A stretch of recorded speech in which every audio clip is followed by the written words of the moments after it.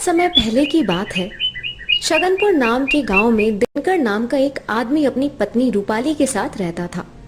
वो किसी भी तरह अमीर बनना चाहता था और दिन रात सपनों की दुनिया में खोया रहता था। अरे अब उठिए, सूरज सिर पर आ गया। गांव के सब लोग अपने अपने काम पर जा चुके हैं और एक आप है कि अभी तक सोए हैं। आज काम पर नहीं जाना क्या? अगर आपका इरादा ऐसा ही है तो हम खाएंगे क्या? शाम को काम करके लौटेंगे तभी तो घर में कुछ पैसा आएगा ना। अरे भाग्यवान, इतनी जल्दी में क्यों रहती हो तुम? इतना सुंदर सपना देख रहा था मैं। पता है तुम थोड़ी देर और नहीं आती तो। हाँ हाँ, जानती हूँ कि क्या हो जाता। यही ना कि हम बहुत अमीर हो जाते, ढेर सारे नौकर चाकर हमारे बड़े से घर में काम करते। हाँ हाँ भाग्यवान, सही, बिल्कुल सही। और तुम्हें कैसे पता कि मैं ये सपना देख रहा था? 5 साल हो गए हैं हमारी शादी को। शादी के पहले दिन से लेकर आज तक हर रोज आपको एक ही सपना आता है, सब जानती हूँ। चलिए अब जल्दी से काम पर जाइए। हाँ हाँ ठीक है, जाता हूँ। दिनकर गांव में सेठ गंगाराम जी के यहाँ काम करता था। पढ़ा लिखा होने की वजह से सेठ जी ने उसको हिसाब किताब करने के लिए रखा हुआ था। अरे दिनकर, अच्छे खासे पढ़े लिखे आदमी हो तुम।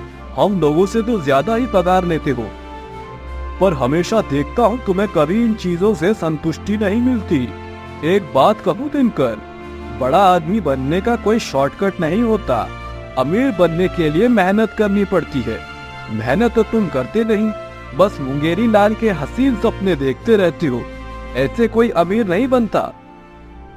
क्या बात कर रहे हो काका? देखना, एक दिन मैं बनकर दिखाऊंगा सबसे बड़ा अमीर। अगर मैं सपना नहीं देखूंगा तो उसे पूरा कैसे करूंगा? काका, मैं चाहता हूँ गांव वाली मेरी इज्जत करे। जिस रास्ते पे मैं निकलूं वहां खड़े लोग मुझे नमस्ते सेठ जी बोले, और इसी तरह मेरी पत्नी को सेठानी कहकर गांव की औरतें उसकी भी इज्जत करें। फिर चाहे इसके लिए मुझे किसी भी रास्ते पे चलना हो, मैं उसके लिए तैयार हूँ। दिनकर की नजर सेठ गंगाराम की दौलत पर थी।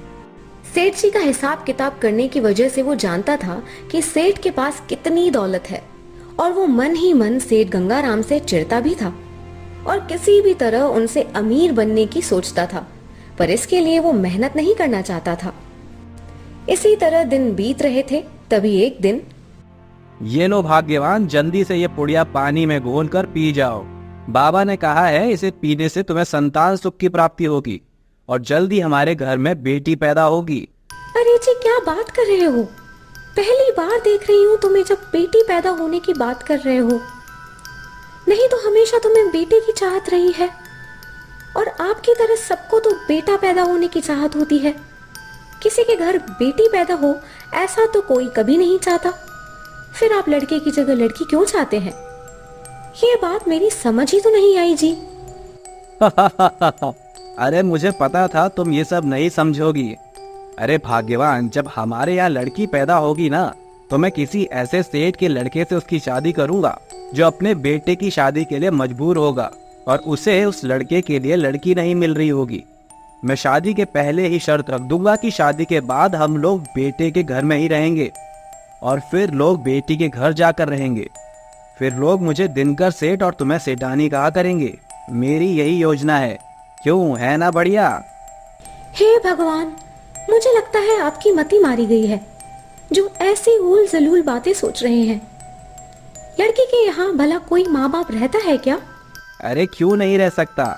पता है, बाबा बोल रहे थे ये कलयुग है, इसमें लड़कों पर बिल्कुल भरोसा नहीं करना चाहिए। इसीलिए तो बाबा से मांगा है कि हमें लड़की हो। ऐसे ही दिन गुजर रहे थे। रूपाली को भी पति की बातें अजीब लगती थी, पर वो बेचारी कुछ कहती नहीं थी। कुछ दिन बाद सेठ गंगाराम के बेटे की शादी होती है और गांव के सभी लोगों को दावत पर बुलाया जाता है। सेठ गंगाराम के यहाँ से दिनकर को भी निमंत्रण मिलता है। वैसे तो मुझे सेठ गंगाराम के यहाँ जाना नहीं चाहिए, पर चला जाता हूँ। पता तो चलेगा अमीर लोग किस तरह से शादी करते हैं। कल को जब मैं अमीर बनूंगा तो पता तो रहेगा कि किस तरह से ये काम करने होते हैं। वाह भाई, कितना बढ़िया खाना है। बड़े लोग कितना खर्चा करते हैं ना शादी में। अब तो बस चारपाई मिल जाए तो मुझे बड़ी प्यारी नींद आएगी। खाना तो वाकई में अच्छा है, पर इन सब चीजों में दाम लगता है। जिसके पास है वो खर्च कर रहा है, और क्या। क्यों दिनकर? हाँ हाँ हाँ, हम भी अमीर बन सकते हैं, इसमें कौन सी बड़ी बात है। वो कैसे? नहीं नहीं नहीं, ये मुझसे नहीं होगा। ये सब गलत काम करने का मेरा मन नहीं मानेगा दिनकर। तुम्हें करना है तो तुम करो, मुझसे चोरी चकारी नहीं होगी। अगले दिन दिनकर काम पर पहुंचकर हिसाब किताब करने लगता है। तभी अरे दिनकर, कुछ सुना तुमने? शहर के बड़े व्यापारी धनमूल सेठ को अपनी लड़की के लिए लड़का चाहिए। सेठ जी का कहना है कि उनकी लड़की की शादी नहीं हो रही है। लड़की का रंग सांवला है। वो किसी भी ऐसे लड़की से शादी करना चाहते हैं जो पढ़ा लिखा हो और हिसाब किताब जानता हो, फिर चाहे भले ही गरीब हो। सेठ जी के पास धन दौलत की कोई कमी नहीं है। अच्छा, मैं चलता हूँ, बहुत काम बाकी है। दिनकर के मन में लालच आ गया था। वो सारी रात इसी बारे में सोचता रहता और सुबह होने पर पत्नी से कहता है, भाग्यवान, बस कुछ ही दिन की बात है, मैं जल्दी लौट आऊंगा।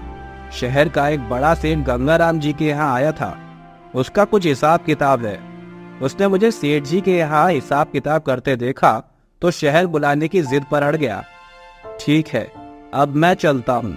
और हाँ, इस बारे में गांव में किसी को कुछ मत बताना, नहीं तो सब लोग जलेंगे कि मैं शहर पैसा कमाने गया हूँ। ठीक है जी। दिनकर शहर के लिए निकल जाता है और सेठ धन्नूमल के यहाँ पहुंचकर सेठ जी का दिल जीत लेता है। वो हिसाब किताब करने में तेज था। सेठ धन्नूमल इस बात से खुश होते हैं और अपनी बेटी से उसकी शादी तय कर देते हैं और दिनकर के साथ अन्नपूर्णा की सगाई हो जाती है। दिन ऐसे ही बीत रहे थे। दिनकर अब सेठ जी के यहीं रहता और उनका सारा हिसाब किताब देखता था। नौकर चाकर उसे दिनकर सेठ कहकर पुकारते थे तो वो बहुत खुश होता। अरे वाह, आखिरकार मेरा सपना पूरा ही हो गया। देखो देखो ना, कैसे लोग मुझे दिनकर सेठ कहते हैं और हाथ जोड़कर सामने खड़े रहते हैं। अच्छा हुआ जो मैं रूपाली को छोड़कर यहाँ आ गया। बस अब सेठ जी एक बार मेरी शादी करा दे, फिर सब बढ़िया हो जाएगा। हाँ। तभी एक दिन धन्नूमल सेठ दिनकर को अपने पास बुलाते हैं। बेटा, आज मेरी तबीयत जरा ठीक नहीं है। आज तुम्हें छगनपुर गांव जाना होगा। उस गांव में गंगाराम सेठ है, उनके पास से हिसाब किताब का पैसा लेकर आना है। छगनपुर? अरे बाप रे, लगता है आज तो मेरा भांडा फूट जाएगा। नहीं नहीं, मैं वहां नहीं जा सकता। क्या सोच रहे हो बेटा, जाओगे ना? दिनकर हाँ में सर हिलाता है और छगनपुर के लिए निकल जाता है। वो पूरे रास्ते सोचता जा रहा था कि वो अपनी पहचान कैसे छिपाए। तभी एक आदमी शहद निकालने के लिए मधुमक्खियों का छत्ता तोड़कर छिप जाता है। कुछ मधुमक्खी आकर दिनकर के चेहरे को काट लेती है और उसका पूरा चेहरा सूज जाता है।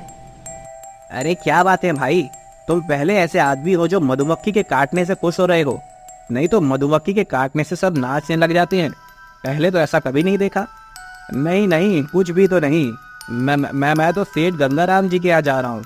सेठ धन्नूमल जी ने मुझे भेजा है। ओह अच्छा, पर तुम्हारी आवाज़ मुझे एक दोस्त दिनकर की तरह लग रही है। कहीं तुम दिनकर तो नहीं? नहीं नहीं, मैं तो इस गांव में पहली बार आया हूँ। मुझे सेठ जी के घर का पता बता दो, मेहरबानी होगी। सूर्य दिनकर को अपने साथ सेठ गंगाराम जी के यहाँ छोड़ने चल देता है। वो रास्ते में बार बार दिनकर के चेहरे की ओर देखने की कोशिश करता। उसका चेहरा मधुमक्खियों के काटने से पूरी तरह सूज गया था। ऊपर से उसने अपने चेहरे को अच्छी तरह ढक भी लिया था, इसलिए कोई उसे पहचान नहीं पा रहा था। सेठ जी नमस्ते। सेठ धन्नूमल को आपका तार मिला तो उन्होंने मुझे रुपए लेने के लिए भेजा है। पूरा हिसाब किताब करने के बाद ये रुपए निकलते हैं, तुम इन्हें रख लो और आज यहीं आराम करो। पर एक बात समझ नहीं आई, तुमने अपना चेहरा क्यों ढक रखा है? जी वो रास्ते में कुछ मधुमक्खियों ने काट लिया था, इसीलिए। सेठ गंगाराम के यहाँ दिनकर दोपहर का भोजन करने के बाद आराम करता है। चारपाई पर उसकी आंख लग जाती है। तभी उसके कानों में पत्नी रूपाली की आवाज पड़ती है और वो उठकर देखता है तो वो बहुत बुरी हालत में होती है। ये ले रूपाली, तेरे 220 रुपए। आज की मजदूरी, कल समय पर आ जाना। अपनी पत्नी की ये हालत देखकर दिनकर का दिल पसीज जाता है।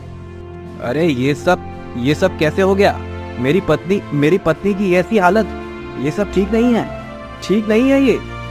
रूपाली पैसे लेकर वहाँ से जाने लगती है।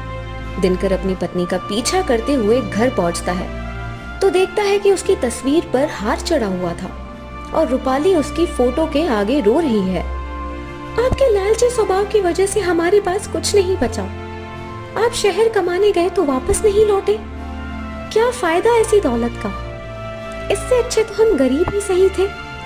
आपके अमीर बनने के शौक ने सब बर्बाद कर दिया जी। मैं आप कहीं की नहीं रही। चुप हो जाओ रूपाली। कौन है आप और इस तरह मेरे घर में क्यों चले आए?